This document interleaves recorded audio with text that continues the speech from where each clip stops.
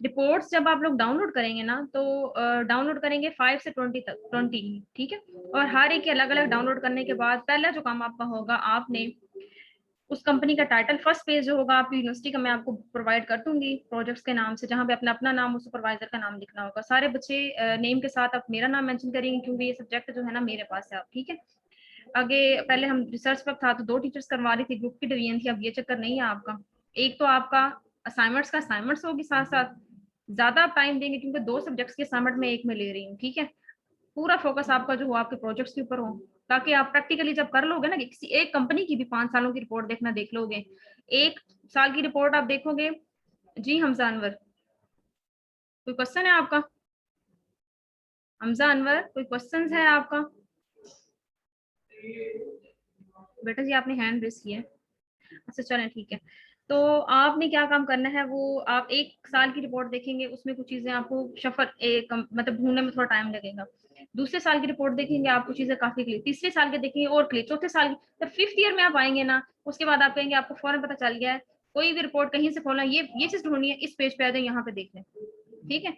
Go through करते हुए पहले असाइनमेंट में टाइम लगेगा, इसलिए सैटरडे संडे 2 दिन एक एक एक आप उसको दें, एक रिपोर्ट को दें। 2015 की रिपोर्ट उस कंपनी की जो भी आपने सेलेक्ट की होगी, वी एंड मिशन स्टेटमेंट उनकी, और उनका पर्पस क्या है, उसकी प्रोडक्शन क्या है, वो किस तरह से वर्क करती है, ठीक है। सरसरी सरसरी से आपने एनालिसिस करना है, और लेकिन पढ़ना डिटेल के साथ है। टाइम दें उसको, पहले ये 2 दिन, ठीक है, सैटरडे संडे। नेक्स्ट वीक में आप इस काबिल हो जाएंगे, आप 3 रिपोर्टें पढ़ लेंगे, 4 पढ़ लेंगे, 5 कंप्लीट कर लेंगे।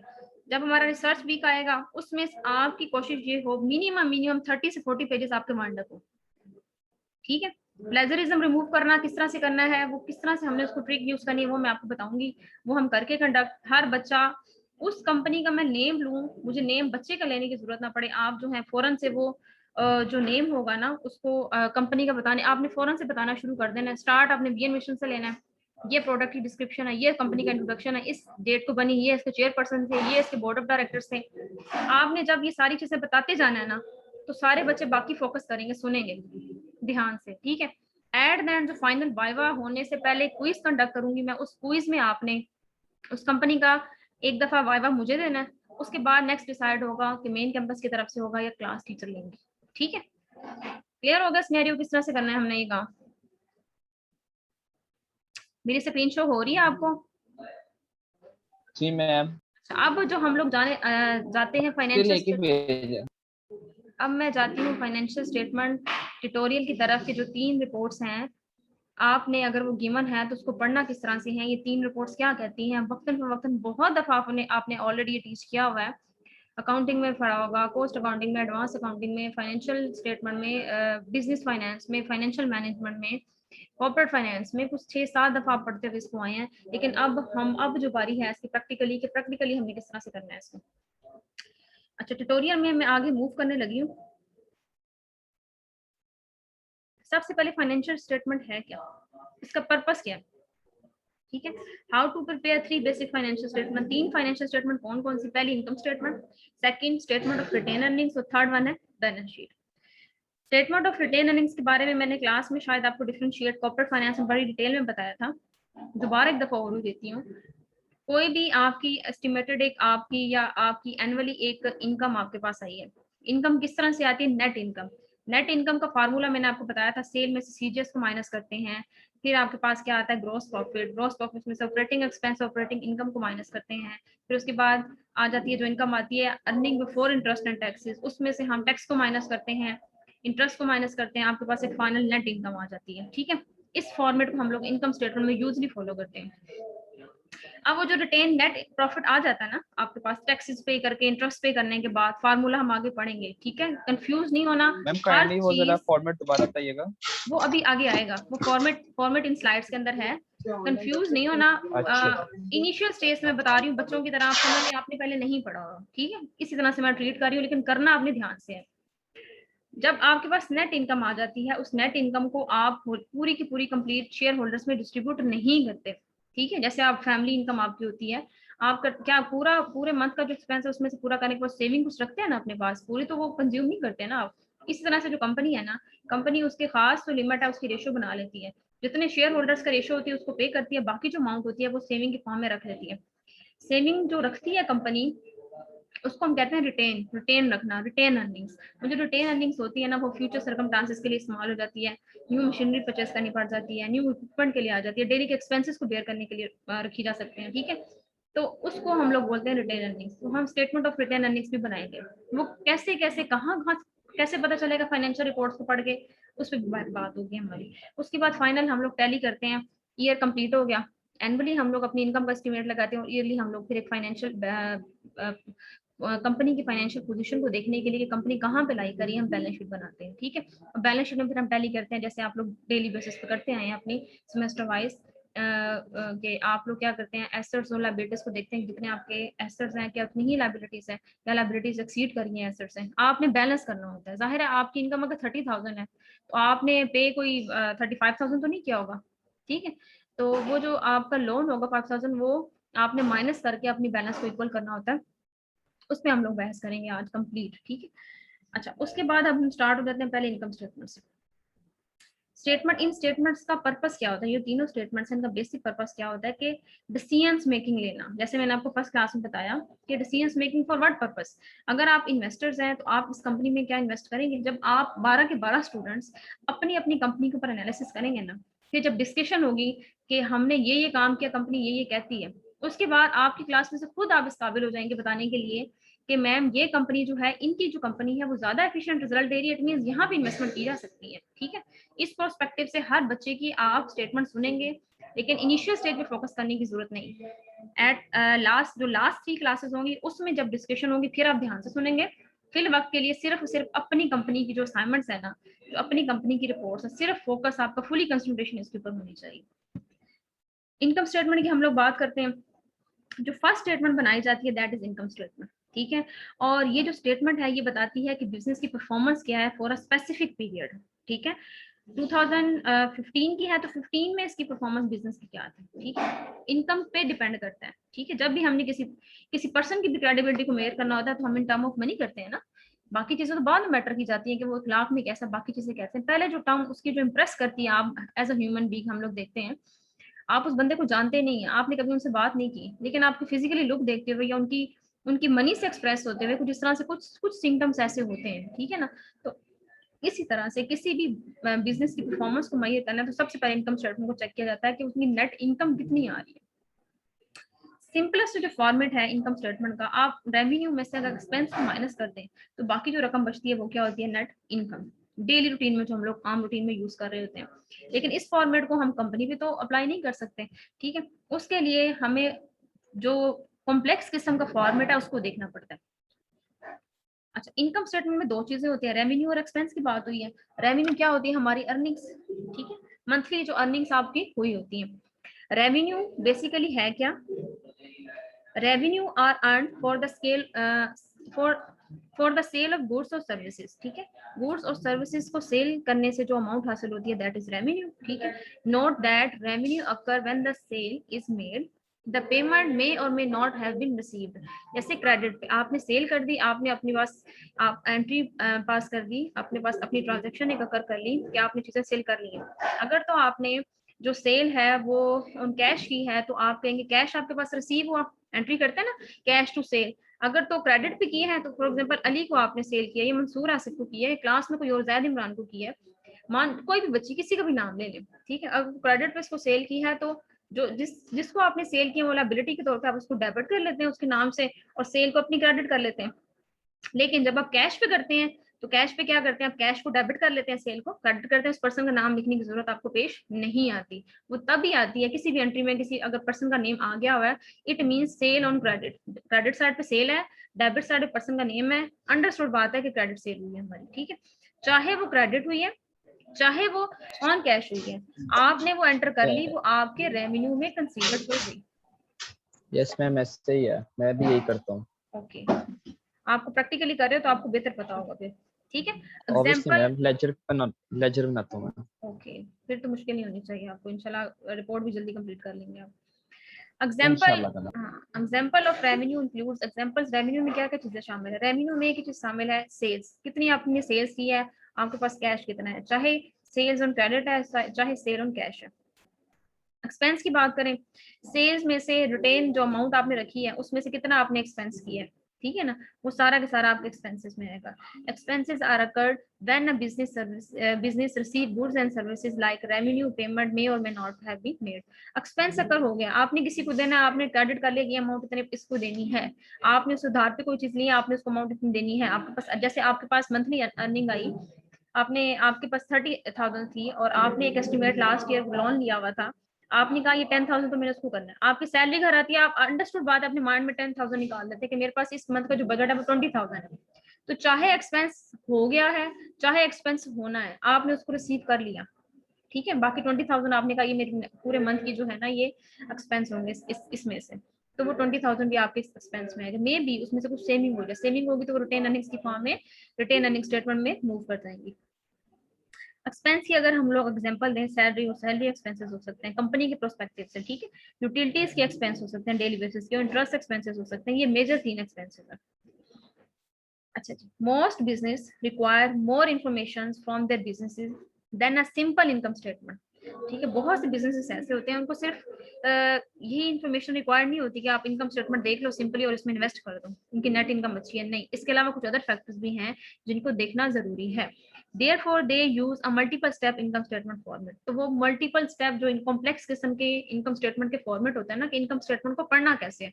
एक तो वो चीजें जो इनकम स्टेटमेंट के अंदर गिवन है, जो कंपनी ने दी है, लेकिन वो जरूरी नहीं कि वो ठीक हो। तो कंपनी क्या करती है, जैसे मैं आपको एग्जांपल दी थी कल कि एक आर्टिकल मैंने पढ़ा था, उसमें बताया हुआ कि पावरफुल जो सीईओ होता है ना कंपनी का, पावरफुल मतलब उसका होल्ड है काफी, वो क्या करता है जब इनकम स्टेटमेंट में देखना ना कि नेट लॉस वाली साइड पे जा रहा है, नेट लॉस की जब स्टेटमेंट अपलोड होगी पब्लिकली होगी तो वो जो इन्वेस्टर्स है उसके ऊपर से एतमाद उठेगा कि इनके तो प्रॉफिट जो है वो लॉस में जाना शुरू हो गया, तो कंपनी की रेपुटेशन डाउन होगी, इससे हमारी स्टॉक प्राइसेस में कमी हो जाएगी। तो वो क्या करते हैं, वो कंपनी की इनकम स्टेटमेंट में थोड़ी चेंजिंग कर देते हैं, कुछ हिडन एडजस्टमेंट कर देते हैं।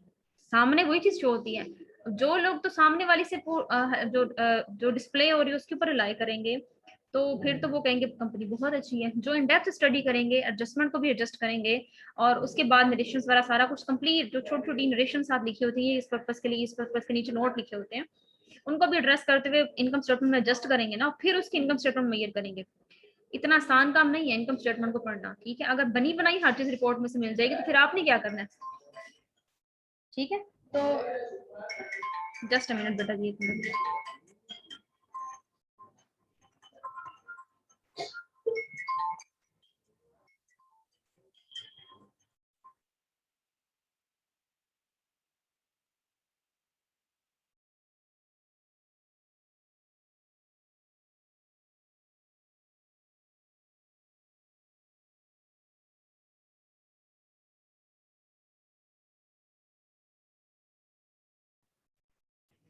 जी बेटा, उसके बाद आप लोगों ने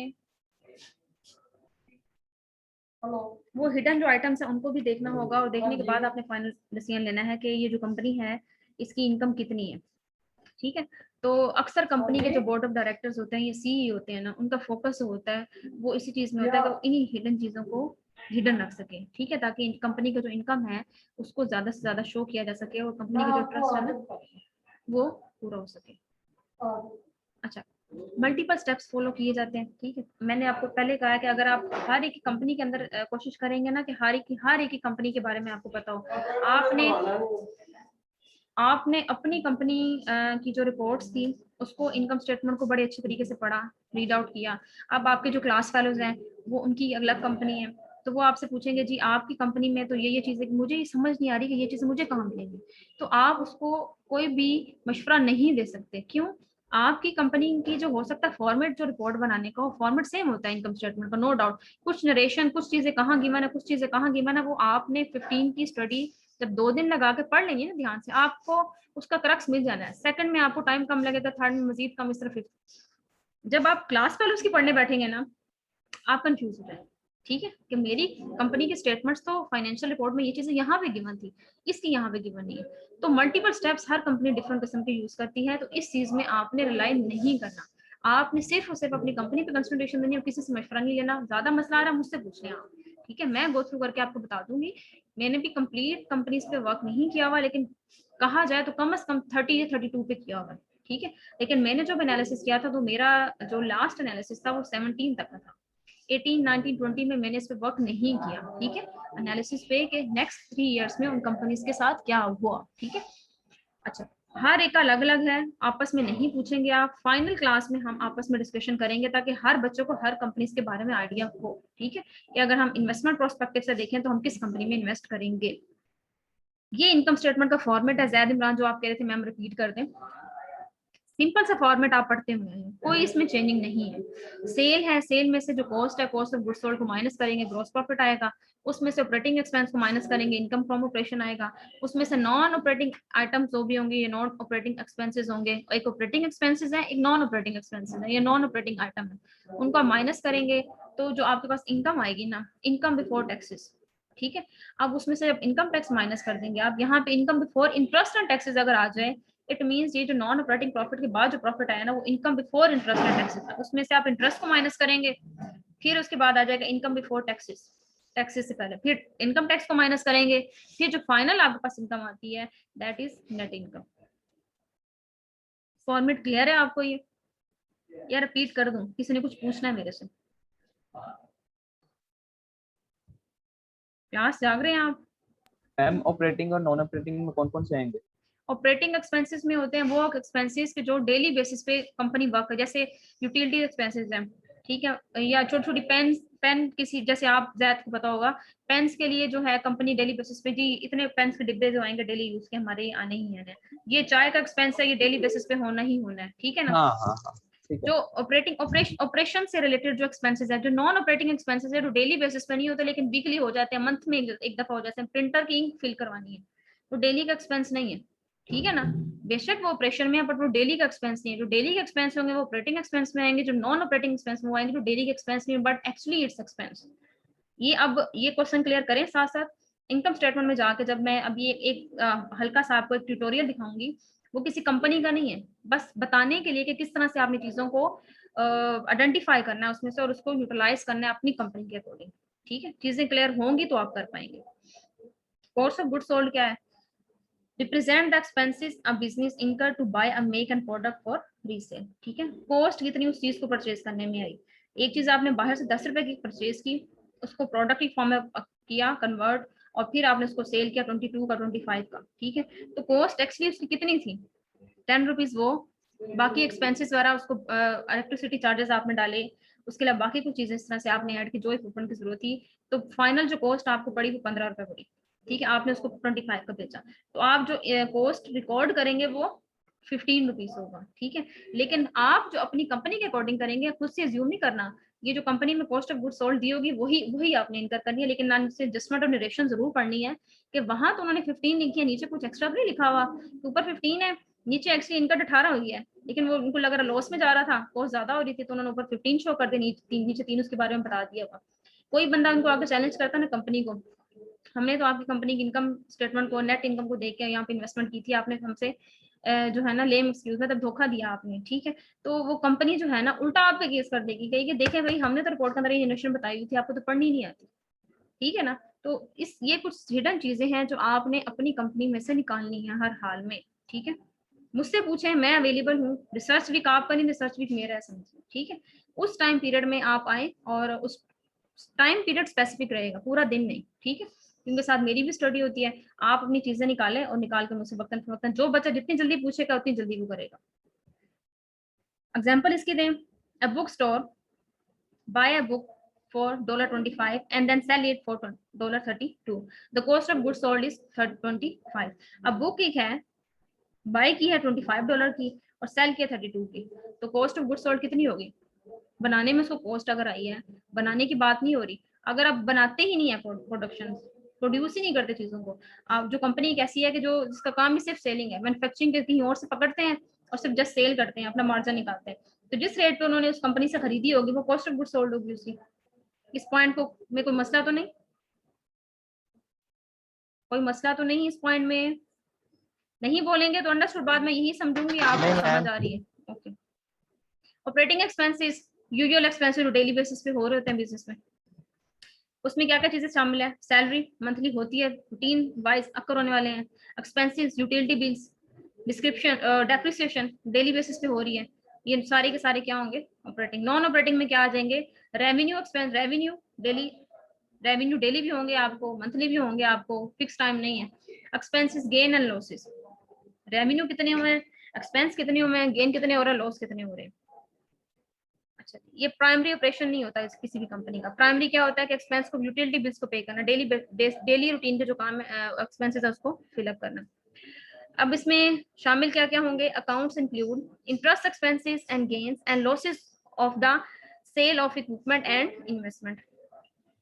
इनकम टैक्सेस की बात करें, are computed by multiplying income before taxes by the income tax rate. Income tax rate का मैंने आई थिंक आपको नहीं करवाया, किसको करवाया, फाइनेंशियल मैनेजमेंट में आप पढ़ के आए होंगे। इनकम टैक्स के रेट है जो एफबीआर की तरफ से, या जो स्टैंडर्ड सेट किए गए हैं कि इतने परसेंट से आपकी इनकम ऊपर होगी तो आपको इतने परसेंट टैक्स रेट पे करना पड़ेगा, ठीक है। फाइनेंशियल मैनेजमेंट में आप पढ़ के आए, अगर मसला किसी को होगा तो आपकी जो फाइनेंशियल रिपोर्ट होगी ना उसके साथ गिवन होगा, ठीक है, इतने परसेंट से इतने परसेंट थी, ये रूल्स एंड रेगुलेशंस के मुताबिक, रूल्स एंड रेगुलेशन किस एक्ट के तहत है वो भी बताएंगे आपको, इतने परसेंट टैक्स रेट चार्ज किया गया, ठीक है, वो भी आपके उसके ऊपर गिवन होंगे। Example, income before interest and taxes, income before taxes is $50,000, tax पे करने से पहले इतनी थी, फिर टैक्स उस पर चार्ज होगा, the income tax rate is 30%, ठीक है। 2,50,000 पे था शायद, आई थिंक 10%, और 2,50,000 से ऊपर 50 लाख तक था, 50,000 तक था, 25 पे आई थिंक था 10%, और 50,000 75 तक था 30%, एग्जैक्ट मुझे भी याद नहीं है, यही दो रेशो थी शायद ना। अच्छा, इनकम टैक्स जो है 50,000, आपने उसका वो निकाला 30%, तो कितना आ गया 15,000, तो आप 50,000 में 15,000 माइनस करेंगे, जो बाकी नेट इनकम बच जाएगी वो आपकी नेट इनकम होगी, जो आगे आप फर्दर प्रोसीड करेंगे। अब आ जाते हैं स्टेटमेंट ऑफ रिटर्न। जब आपके पास इनकम स्टेटमेंट बना लिया आपने, 50 में से 15 निकाल दिया, बाकी आपके पास कितना बचा 35 आपकी नेट इनकम आ गई। स्टेटमेंट ऑफ रिटेन अर्निंग्स की तरफ आप आ जाएंगे। The statement of retained earnings report how net income and dividends affected a company financial position during the period. जब आपके पास नेट इनकम आ गई, उस नेट इनकम को मैंने कहा था आपने दो हिस्सों में तकसीम करना होता है, ठीक है। एक जो आपने रखना होता है शेयर होल्डर्स का, शेयर होल्डर्स को मिलता है on the basis of their share, और शेयर की फॉर्म में जो उनको मिलता है वो डिविडेंड की फॉर्म में मिलता है, ठीक है ना। जो भी अमाउंट शेयर होल्डर्स को on on on their shares price की बेस पे जो उनको मिलती है ना अमाउंट, उसको हम कहते हैं डिविडेंड। तो रिटेन अर्निंग्स दो तरह से आ जाती है, एक रिटेन अर्निंग्स डिविडेंड की फॉर्म मिल जाती है, बाकी जो होती है ना वो रिटेन अर्निंग्स स्टेटमेंट में मूव कर जाती है। फॉर्मेट जो है इसका वो क्या है, बिगिनिंग बैलेंस, स्टार्टिंग जो बैलेंस है, रिटेन अर्निंग्स, बिगिनिंग बैलेंस या रिटेन अर्निंग्स, ठीक है। बिगिनिंग बैलेंस का मतलब है रिटेन, फॉर एग्जांपल आपने 35 था, 35 जो नेट इनकम आई उसमें से आपने रिटेन रखा 5,000, 30,000 आपने शेयर होल्डर्स को दे दिया एज अ डिविडेंड। अब जो 5,000 बचा वो रिटेन अर्निंग्स आपकी हो गई, उसमें नेट इनकम टोटल जितनी होगी उसको ऐड कर लेना है, डिविडेंड उसमें से माइनस जितना आपने किया, और जो बाकी बैलेंस बचेगा वो आपका क्या होगा, एंडिंग बैलेंस या retained earnings. Statement of retained earnings, note that the income statement must be prepared before the statement of retained earnings, क्योंकि रिटेन अर्निंग्स में बेसिक जो कंसंट्रेशन दी जाती है वो दी नेट इनकम को जाती है, और नेट इनकम कहाँ से आती है, इनकम स्टेटमेंट से।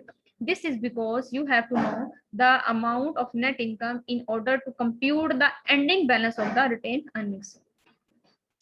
नेक्स्ट आ गया balance sheet. The purpose of balance sheet is to report the financial position of an accounting entity at a particular point in time. अब ये जो मेन फोकस है जिसकी तरफ हम लोग मूव कर रहे हैं, और आपकी भी जो एंड में फाइनल बैलेंस शीट बनेगी एक तो वो टैली होनी चाहिए, और बैलेंस शीट की बेस पे हम लोग अंदाजा लगाएंगे कंपनी की फाइनेंशियल पोजीशन है क्या, ठीक है। और जब बैलेंस शीट बन जाएगी तो उसके बाद आपने रेशियो एनालिसिस करना है सारा, ठीक है, कंप्लीट उन तीनों उन 5 ईयर्स की कंबाइन एक बैलेंस शीट बनानी है, एक अलग अलग एक कंबाइन कंप्रिहेंसिव एनालिसिस करके, और फिर उसके बाद आपने उसकी रिपोर्ट को बताना है। The basic format for the balance sheet is asset is equal to liabilities plus equity. Asset क्या है, जो कंपनी, वो रिसोर्सेज जो कंपनी के ओन में हो, ठीक है, are economic resources owned by the company. Example में क्या है, कैश है, अकाउंट रिसीवेबल है, सप्लाईज है, बिल्डिंग है, इक्विपमेंट है, ईच एंड एवरीथिंग। अब इसमें देखें दो तरह के एसेट्स होते हैं, एक करंट एसेट्स होते हैं और एक नॉन करंट एसेट्स होते हैं, या फिक्स एसेट्स होते हैं। करंट एसेट्स मीन जिनको आप easily with in a short period of time convert into cash, ठीक है। और लॉन्ग टर्म एसेट्स कौन से होते हैं, या फिक्स एसेट्स कौन से होते हैं, जैसे इक्विपमेंट है, मशीनरी है, बिल्डिंग है आपकी, ठीक है, जिनसे आप लॉन्ग टाइम पीरियड के लिए फायदा उठाते हैं। लायबिलिटीज क्या होती हैं? कंपनी के डेट जो कंपनी ने पे करने होते हैं, ठीक है, obligations of debt, company debt और ऑब्लिगेशंस। अच्छा, अब लायबिलिटीज भी दो तरह की, एक करंट है और एक लॉन्ग टर्म लायबिलिटीज है।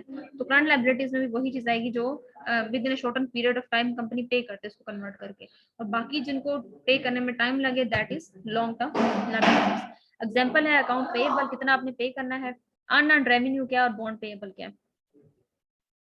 इक्विटी की बात करें, is the residual balance, asset liabilities, equity is a commonly called stockholder equity if the business is a corporation, as it represents the financing provided by the shareholders along with the earnings from the business not paid out of the equity। क्या है कि जो भी company के share holders होता है ना, ठीक है, अपने बिजनेस को चलाने के लिए जो कैपिटल वो इन्वेस्ट करता है ना, वो उसकी क्या है, इक्विटी है। ठीक है, जितना भी वो फाइनेंस करता है, ठीक है, स्टॉक होल्डर है। स्टॉक होल्डर का मतलब है कि 50 या 51% अगर एक ऑनर का है, जो डायरेक्टर है जिसने कंपनी बनाई है, बाकी 45% डिफरेंट शेयर होल्डर्स का है, तो वो सारे के सारे जितनी अमाउंट इन्वेस्ट करेंगे कंपनी के, that is the equity. There are two different types of assets shown in the balance sheet. ठीक है, करंट एसेट्स है और नॉन करंट एसेट्स है। जैसे मैंने आपको बताया फिक्स एसेट्स है, ठीक है, दोनों के बारे में बता दिया, दोनों को मिला के फिर टोटल एसेट बनेगा। करंट एसेट्स हैं that will be used to turn into cash within the 1 year। 1 year के अंदर आप उसको इजिली कैश में कन्वर्ट कर सकें। एग्जाम्पल कौन कौन से करंट एसेट्स की देख लीजिएगा ध्यान से, cash, account receivable, inventory, short term investments और सप्लाईज एंड प्रीपेड। ठीक है, अब प्रीपेड्स में कोई भी चीज आ सकती है, प्रीपेड एडवांस आ सकते हैं, डेट आ सकता है। ठीक है, अब आपने इन चीजों को ध्यान से, प्रीपेड में अकाउंट रिसीवेबल भी आ सकता है। अच्छा जी, नॉन करंट एसेट्स हैं। नॉन करंट एसेट्स का मतलब है comprises the reminder of the assets. Current assets को निकाल के जो बाकी जितने बच जाएंगे वो फिक्स एसेट्स होंगे या नॉन करंट एसेट्स होंगे। इसमें क्या शामिल है, लॉन्ग टर्म इन्वेस्टमेंट्स है, land, building, equipment and patent वगैरह। पेटेंट क्या, जो कंपनी का लोगो होगा। बैलेंस शीट में इसी तरह से दो तरह की लायबिलिटीज होती हैं, करंट लायबिलिटीज है और लॉन्ग टर्म लायबिलिटीज है। दोनों को प्लस करें तो टोटल लायबिलिटीज बनती हैं। करंट लायबिलिटीज जो कंपनी विद इन 1 ईयर पे करने के लिए लायबल होती हैं, उसमें शामिल क्या है, account payable, short term notes payable and taxes payable. Long term की बात करें, जो कंपनी पे करती है for the long term, for a long time period के लिए ना, इसमें मॉर्गेज पेएबल है, बॉन्ड्स पेएबल है। स्टॉक होल्डर इक्विटी की बात करें, लायबिलिटीज प्लस इक्विटी है ना, एसेट इज इक्वल टू बराबर है लायबिलिटीज प्लस इक्विटी। तो इसमें दो कैटेगरीज हैं इसकी, एक कंट्रीब्यूटेड कैपिटल जो मुख्तलिफ शेयर होल्डर्स करते हैं, एक रिटेन अर्निंग्स की फॉर्म में जो रखा होता है। दोनों को जब मिलाते हैं तो एक जो फाइनल आपके पास वो बनती है ना amount, that is share holder, stock holder equity. मैंने आपसे पहले कहा कि अगर 100% शेयर है, 51% ऑनर के हैं, 49% डिफरेंट शेयर होल्डर्स के, 100% हो गया, वो कंट्रीब्यूटेड कैपिटल है दोनों का मिला के। ठीक है, बाकी जो रिटेन अर्निंग्स में से मूव करके यहाँ पे जो आया होगा वो क्या, वो दोनों का अगर प्लस कर लें तो टोटल स्टॉक होल्डर इक्विटी। इसको आप, इस अमाउंट को आप ट्रीट करेंगे बैलेंस शीट के अंदर, खाली कंट्रीब्यूटेड कैपिटल को नहीं करेंगे आप। ठीक है, रिटेन अर्निंग्स में से जो बैलेंस आएगा उसको भी ऐड करेंगे, फिर आप कहेंगे ये टोटल स्टॉक होल्डर इक्विटी है। कंट्रीब्यूटेड कैपिटल वही द अमाउंट ऑफ कैश और other assets provided by the share holders. Share holders owner भी हो सकता है 51% के साथ, 49% बाकी भी हो सकते हैं। Common stock and additional paid in capital are account in this session. Retained earnings क्या है, total earnings that have not been distributed to owner as in dividend. ठीक है, जो ओनर को नहीं दी जाती एज अ डिविडेंड, जो रिटेन की फॉर्म में कंपनी अपने पास रख लेती है। बैलेंस शीट का फॉर्मेट देखें, करंट एसेट्स है, नॉन करंट एसेट है, टोटल एसेट्स आ जाएंगे एक साइड पे, डेबिट साइड, क्रेडिट साइड पे long term liability, stock holder equity and total liabilities and stock holder equity. Balance sheet जो है must be prepared after the statement of retained earnings. बिल्कुल ठीक, जैसे इनकम स्टेटमेंट में कहा गया था कि इनकम स्टेटमेंट रिटेन अर्निंग्स से पहले बनाते हैं, और रिटेन अर्निंग्स में कहा गया था कि रिटेन अर्निंग्स इनकम स्टेटमेंट के बाद में बनाते हैं। इसी तरह से बैलेंस शीट है वो पहले बनाते हैं इनकम स्टेटमेंट, फिर रिटेन अर्निंग्स और फिर देन हम लोग बैलेंस शीट बनाते हैं। ठीक है, order of preparation, income statement, फिर statement of retained earnings. Retained earnings का फॉर्मेट है beginning retained earning net income minus dividend, ये आपके पास आ जाता है। उसके बाद एंड में क्या आता है, बैलेंस शीट। अब बैलेंस शीट में तीनों चीजें मर्जिंग होंगी, एंडिंग बैलेंस, रिटेन अर्निंग्स वगैरह। अब रिव्यू अगर हम लोग करें तो इनकम स्टेटमेंट क्या है, समरी है जिसमें रेवेन्यू एक्सपेंस की हम लोग बात करते हैं। स्टेटमेंट ऑफ रिटेन अर्निंग्स है, ये हमें बताता है कि for a specific time period कितनी कंपनी की रिटेन अर्निंग्स है। और बैलेंस शीट बताता है कंपनी की फाइनेंशियल पोजीशन के बारे में। ठीक है, अब ये एग्जांपल है, इस पे आप लोग फोकस करें, 4 मिनट है, इसको मैं थोड़ा सा ओवरव्यू देती हूँ और उसके बाद हम लोग ग्रुप में जो है आफ्टर अफ्तारी जो है मैं आपको एक सैंपल सेंड करूंगी एक रिपोर्ट का, कोशिश करती हूँ मिलर ट्रैक्टर का ही करूँ, मेरे पास अवेलेबल होगा जो मैंने किया था, ठीक है। फिर उसी तरह से आप अपनी कंपनी डिसाइड करेंगे और फिर मुझसे डिस्कस करेंगे वन पे वन के हमने मैम उस कंपनी की वेबसाइट पे गए हैं, वहां से हमने 5 सालों की रिपोर्ट डाउनलोड कर ली है, ठीक है। और फिर आपको आइडिया होता रहेगा, फिर हम ग्रुप में डिस्कशन इंशाल्लाह करते रहेंगे साथ साथ। मैम ये इसमें सप्लाईज क्या है? क्या सप्लाईज क्या है इसके अंदर? सप्लाईज का मतलब इतनी जो कंपनी के प्रोडक्ट्स हैं वो सप्लाई हो गई हैं, दे दी हैं, सेल कर दी गई हैं, ठीक है।